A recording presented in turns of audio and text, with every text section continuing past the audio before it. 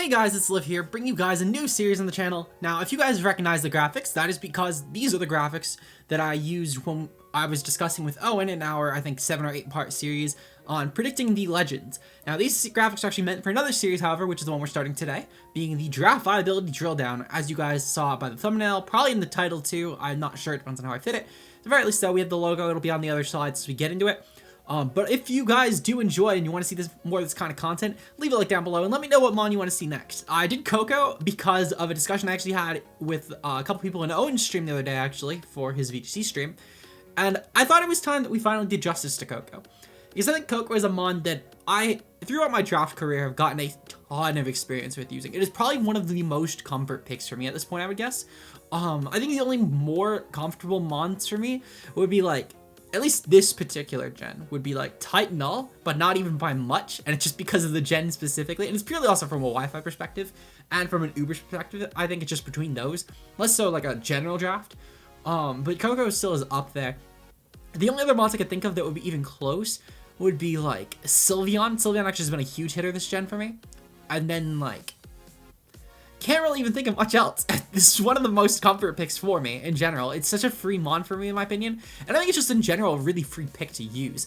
And that's what I want to cover today. I want to cover how good Koko is even without the moves that it was promised in the DLC, because I do genuinely think that Koko is still a top tier pick. In Wi-Fi, it's probably still a top 10 pick in my opinion. In Showdown, it's probably still at least a top, like in a national dex tier, it's probably still at least a top half tier 1. Not necessarily top 10, I think there are better, like at least 10 better mons, probably even 20. But it's still at least a top end tier 1 for sure. So if you guys do enjoy, as I said, leave a like down below, comment, subscribe if you're new. And with that said, let's break it down. So the first thing we're going to break down is Koko's typing. So Koko's typing offensively is actually a really, really good typing for it, being Electric Fairy. Now, while this Pokemon sadly does not get any moves like Play Rough, or Close Combat, or Rising Voltage like it was teased in the DLC leaks, it does still have a lot going for it in this typing. For one, it is a typing that is able to hit some of the best typings offensively in the meta. For example, it's able to hit dark types, which are very, very much needed on drafts, as we have seen in several instances, such as my BBR game versus Faint, or just in general with other players using mons or drafts that don't have dark types. It's pretty easy to take advantage of it with a good psychic type, which it's not hard to get a good psychic type. So having a good dark type is pretty dependable. So Koko being able to handle those mons offensively is great. Not only this, but it's an electric type that has coverage for grounds. And with the removal of hidden power, this is much more vital this gen than it was last gen to have something like a grass knot, for example, because this gives Koko an out to actually handling ground types, which is really good for it. Not only this, but Koko has momentum in both Volt Switch and U-Turn in its arsenal, which is really, really important, because especially if you fight a really strong ground type, like for example, a Lando T or a Mudsteel, then you're not going to necessarily want to stay in and hit with like a Gleam, because you're going to do around like 40-50% at best, even if you're specs. You have U-Turn obviously to get some momentum off. However, when the ground type is dead, you could still always pivot out with Volt Switch, let's say. And depending on your draft, U-Turn is more or less maybe like a side piece or a very stable part of Koko. Obviously, if you're drafting Koko on something like a Rain team, for example, it's a lot less necessary to run Volt Switch, in most matchups at least. However, it is still nonetheless useful to have. Koko is also a super fast screen setter, which we've seen with mons like Regieleki, Dragapult, etc. that while they're primarily offensive Pokemon, you can still definitely throw screens on them in certain matchups, especially matchups where they won't necessarily do as much offensively, because it can at least support some other really good breaker on your team. Koko's offenses as well, being 130 speed with 115 attack and 95 special attack, is super important because this allows this mon to probably in most cases run Modest or Adamant to boost that attack even more, with its ability Electric Surge as well, giving it a nice electric boost of 1.3 as long as the train is up for 5 turns, which, while it's not as good as it was last gen, is still a decent boost to say the least. This Pokemon also is a super fast taunt user, and it does get reliable recovery, which a lot of electric types actually don't get reliable recovery, which is super good. The only ones I can really think of offhand is just Zapdos, though I'm certain there's others. I'm just blanking at the current moment. The best other recovery that I can think of is like Pain Split on Rotom. So, as I said, I know there are definitely others I'm missing. Feel free to comment them down below, but it's not a common thing for an electric type to get recovered. The only other things I can think of are like Wish Jolteon, then like healing up through Jai Skin with Heliolisk. So it gets a lot less reliable as you go down. Obviously, Jolteon, to be fair, is a not awful Wish Pokemon, but it's not a good one either. With that said though, Koko taken a few new toys this generation that do help it a ton. For example, Store Power. One of Koko's best checks in Gen 7 was Nidoking and Nidoqueen. Very, very solid check, especially if you run a Spinef set. could super easily check Koko. Also, you could run a Scarf option and outpace Koko, because Koko would usually not run Scarf in that matchup to try to outpace, because you're doing like 20%. However, with Calm Mind and Sword Power in tandem, you can actually get past these Pokemon pretty easily, which does, while you're not necessarily getting player off or close combat debuff, does give a decent buff to one of the best, and still one of the best Koko checks by far. Because even though you do still have that in your arsenal, it is still definitely something you need to prep for. And knowing that Koko will probably run a Sword Power set in either of those matchups does definitely help you in at least the early game, knowing what you need to go for. So, super important in my opinion for Koko. It was probably, in my opinion, as valuable as getting player off would have been, just because, as I said, player off at the very least, well, it would have given a physical option to Koko, a really strong one at that. Special Koko is still pretty viable, and at least Sword Power does help it get around a check, like a very, very strong check. And while it is only for a couple matchups, let's say, it does still definitely have its uses in other games, because you don't necessarily want to run it in every set, but it does still have certain, like, batter teams, or like teams with batter grounds, where you can maybe run like a dual lance set with like Iron Defense, Calm Mind, and then go for like Roost and Sword Power, or just go mono Psychic even. Koko's basically third stab this generation is Psychic, just because you can run dual lance sets with Roost pretty easily in my opinion. Well, it's not necessarily like the best Koko set, it is still definitely an easy one to pull off against a lot of ground types, especially a lot of unsuspecting ground types. So that's always pretty cool for it. In general, the setup Koko is super viable. Specs Koko is super viable. Just 4 attacks or even 3 attacks with like Roost or Defog is an option. Super viable. This Pokemon is a super strong Pokemon, especially in the current meta, where a lot of the bigger threats that were introduced besides Dragapult were a lot slower this gen. So having a fast Pokemon like Koko, especially in the Wi-Fi setting, is huge. It's one of the fastest Pokemon in the meta. And it still is really fast in the Showdown meta, to be fair, just not as necessary, because there are other Pokemon that didn't get cut that are able to hit that speed tier. Just a lot of them aren't necessarily top tier threats. The top tier threats that are, well, the faster Pokemon, I should say, that are in the Showdown meta, but not the Wi-Fi meta, are a lot less of high tier threats necessarily. Stuff like Mega B, Mega Sceptile, etc. Not necessarily like threats, it's just more Pokemon at that speed tier, I guess, or above. So yeah, now that we covered Koko and its stats and its moves and all that, let's get into what a good Koko draft looks like. So first, I'm gonna go over the Wi-Fi draft. So in terms of a Wi-Fi setting for Koko, I personally decided to go off of my Rain team for BBR, because while this team definitely does have its flaws, most of them stem from a budget issue rather than a synergy issue. So I did want to still cover Koko Rain nonetheless, because I think the primary concept of it does still show here. So one of the most important things with Koko is getting a really good ground type. You really need a good ground type. It is pretty much just a mandatory thing to have with a good Koko team. This team is a Golok.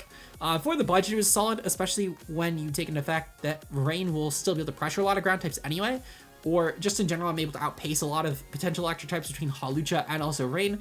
So it's not as important to have like a tier 1 ground type or anything, but it is still important nonetheless to have a good ground type. And Golok is definitely something that fits in my opinion, especially being able to take advantage of some of the more threatening electric types in the format, such as Zeraora, Regieleki, Zapdos, etc. And I can definitely do some really nice damage back to them. Golok is a phenomenal partner.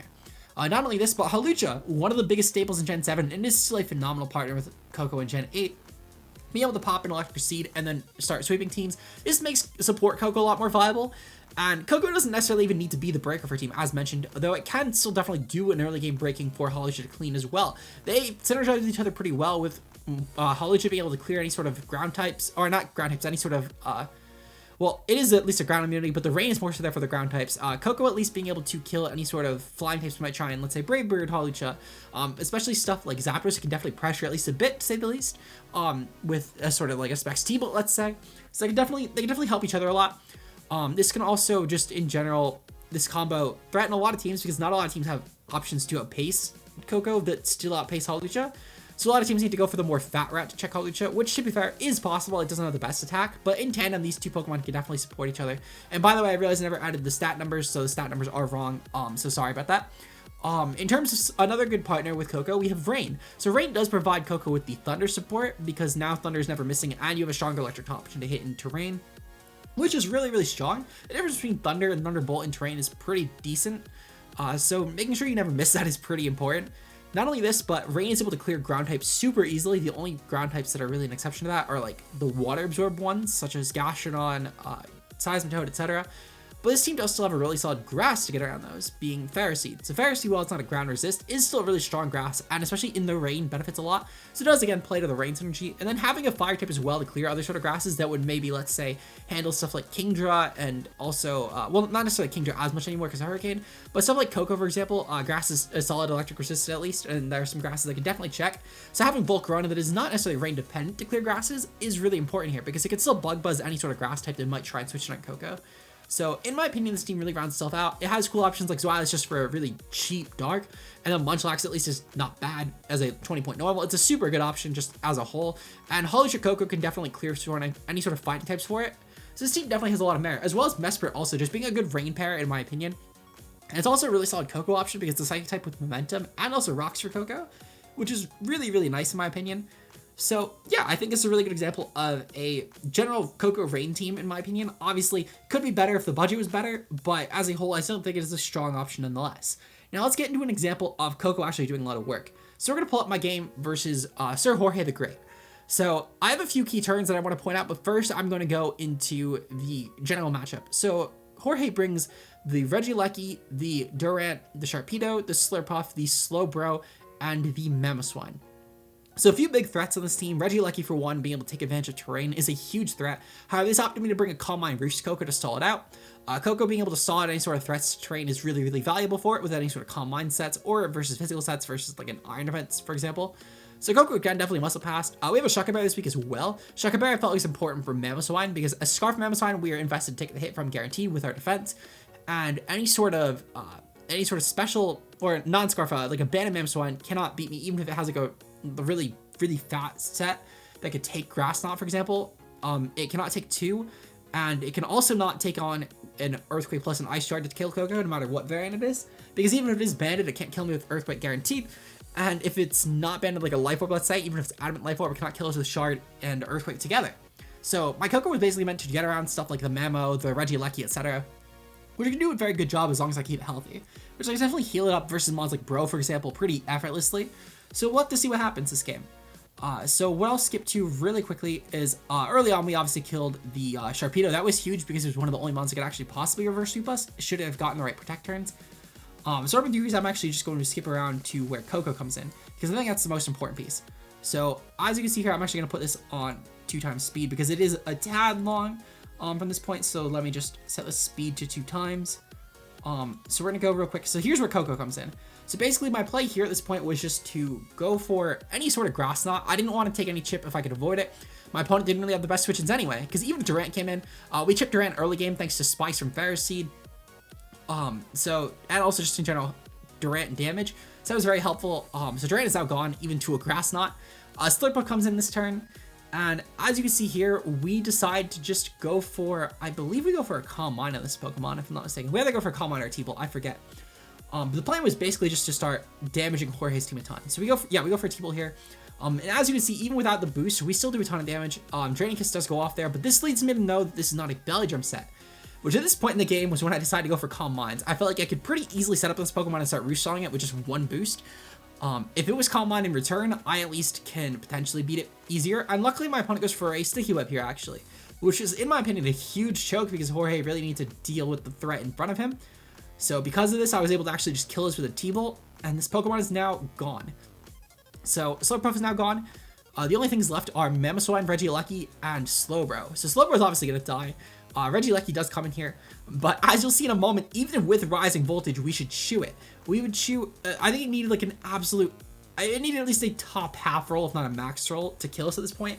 And it needs to be modest specs with Rising Voltage. That was the only way it could have killed. As you see, Rising Voltage goes off, and it is definitely at least specs. I think it might have been timid specs, if not maybe like a Zap Plate Modest or something. The point is though, is it did not kill, and since Terrain disappeared this turn, this meant that we now stalled it out because the Rising Voltage did around like 30% at this point. So we can see it was not a spec set. It was probably a best Zap Plate.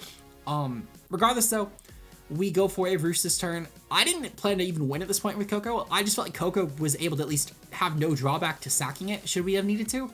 But as you can see though, my opponent's going for Rapid Spin, just trying to boost speed. Couldn't tell you why. It was probably just for Spike Thing, if anything. But the team loses to Koko anyway at this point. The second that Regieleki didn't kill me in terrain, the team lost. So I have no clue why Jorge isn't trying to at least attack me. It would have done more damage with Rising Voltage. Actually, maybe not after the boost. it might have actually done worse. Regardless, though, I basically won the game at this point. As you can see, we got the combines off. If it somehow mattered before, even if this is a Scarf Mammal, we Grass Knot it, we guarantee take it with a Shucka Berry. Ice Shard goes off, and this is definitely leaning more towards like a banded set. So Grass Knot kills this. You'll see in a moment that Regieleki and a Slowbro both die to this Pokemon as well. Neither can even stand close. Slowbro comes in, as you can see. It's poisoned already, so if it somehow lived before, it was not living anymore. And T-Bolt's gonna guarantee kill. We're like +3, so even if it was Wakan for some reason, it was clearly dying at that point. Crit absolutely could not have mattered less. Anyone who tries to tell you otherwise is absolutely kidding themselves. So now we see the Regieleki come in, and that's just gonna get Grass Knotted. It definitely gets 1v1 at this point, even if it somehow lives through the light screen. Oh yeah, light screen was up, but still the crit, there's no way the crit mattered because literally there was no way that Mon touched me. Worst it could have done was Toxic, but it could never have stalled at my team. And even then, at this point in the game, I kind of just won off of literally everything else left anyway. So it really didn't matter. But as you can see though, Rising Voltage is going off really fine by me. Grass Knot, as you can see, does a decent chunk even through the screen, and my opponent really can't damage me ever. Even a crit here wouldn't do shit. It would do, I think, around 40% with the crit because of no train up. So, as you can see, Koko kind of destroyed Jorge in the end. Really, really strong game. Now, the next thing I want to get into is a Showdown team. So, this is a team that actually my good pal Perfected Blue drafted, and I think it's a super smart team. This is a team around Koko Regieleki. And with the National Dex meta, Blue did get a couple things in his favor, of course. For one, he was able to get Megas, which Mega Garchomp this gen with Scale Shot is so filthy with this Mon, because Koko was able to obviously clear any sort of like bulky waters, and Ferrothorn plus Kelly was able to clear any sort of bulky ices that might try and beat Garchomp. So I think the team, while it is built slightly better on Garchomp, I do think that Koko is still a key option in this draft.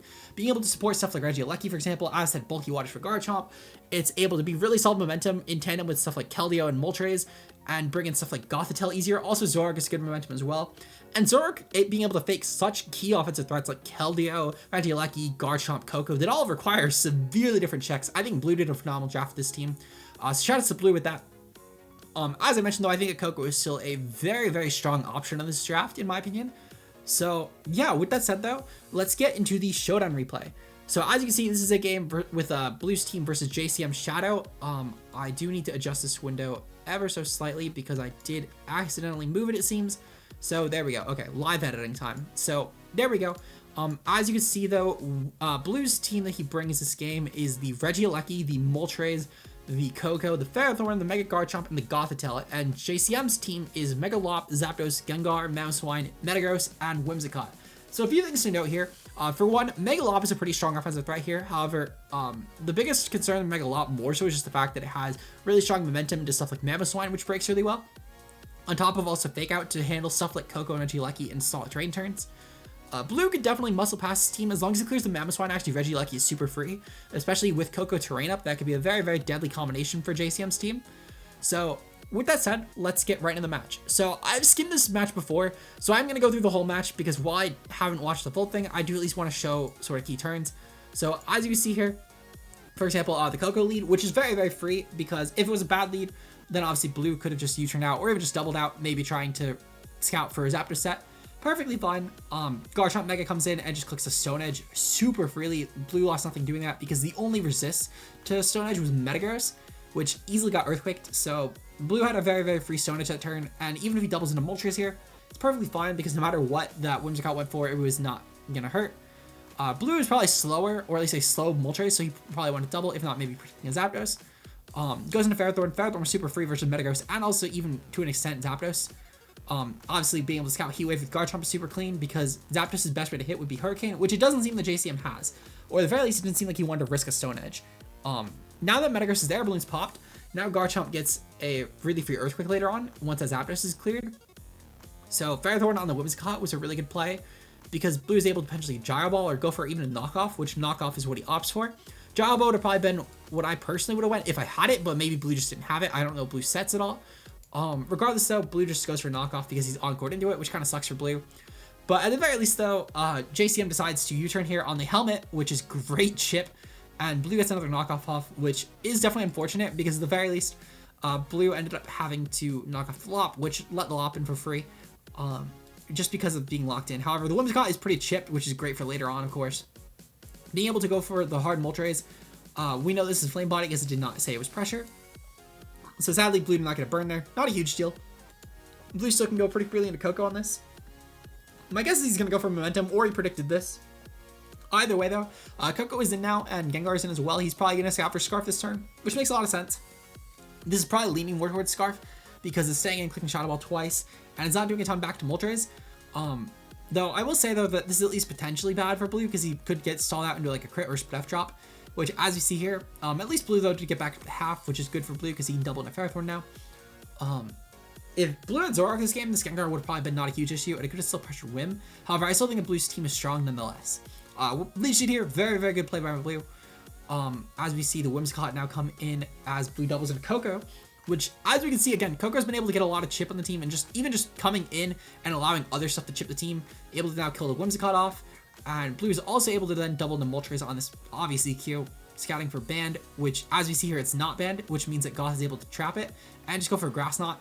That chip, while it was a crit, obviously, isn't necessarily the biggest. I don't think the crit was personally the biggest deal, especially if Koko had coverage, though we'll see if it does have coverage. Regardless, though, even with that, Ferrothorn could still definitely check the spawn pretty easily. So that chip, though, is definitely huge for Regieleki win game. And as we see, that must have been a speed tie, actually, because Goth won that turn. And that was, if anything, the turn that mattered much more. This basically gave Regieleki a free win con as long as Koko set terrain for it. Which, as I said, Koko doesn't necessarily need to be the offensive threat we showed in that game. Koko could just be a defensive threat and just allow itself to support other Pokemon. Which, as we're seeing, between Koko and Ferrothorn, the support this game has been nuts. Just in general, trying to wear things down for a Regieleki win con with this Pokemon. So, the Garchomp stack was super good by blue there because it allowed itself to die Toxic, which means that Regieleki now comes in and gets free rising voltages. There is no resist, there's no immunity. Even T-Volt actually still nukes, which was very strong. Very nice option for it in case the terrain wasn't up. And as we can see, the T-Bolt is going to go off. That kills the Lop now. And terrain is gone. Sadly, blue did not bring a training center. I don't know what blue's set actually was, but regardless, though, it was still strong nonetheless. And as you can see, blue is going back into this Pokemon to try and just give some more kills to Regieleki. Scarf Gengar, as you can see there, pretty obvious how Regieleki will guarantee outpace this. And then T-Bolt is going to nuke this, knowing that obviously it was not a sash was really huge for blue because if it didn't outpace Koko, then blue could have gotten chip and broken the sash. So either way, that was very, very good on blue's end to go for that. And then as we can see, Zapdos comes in now, and that's just going to die to 2 turns of Regieleki at least, because clearly Roost cannot stall it out, and there's not enough terrain turns in the world to give that opportunity. So very, very good play by blue. As I said, the terrain definitely helped a ton, because if terrain wasn't up, for example, and blue didn't have that Koko, that Zapdos could have maybe actually tried to stall for low rolls, gets healthy enough to try and go for like a Heat Wave crit or something. Obviously, I don't know exact damage rolls. I cannot tell you if that's exactly how it would have went. Blue would have probably still won Regieleki anyway, to be honest, but the terrain definitely helped like really secure that. Regardless, though, I do think that in tandem, this has shown just how good Tapu Koko is. And I think the Tapu Koko, even as a support option, is still very, very viable when at that. Though I will say that as shown through my game, I still think this is very, very comfortably able to go for an offensive set as well. So if you guys do enjoy this, leave a like down below, comment, subscribe if you're new. As I mentioned, leave down below what mons you want to see the next time. And with that said, I will see you guys later. Peace out, guys.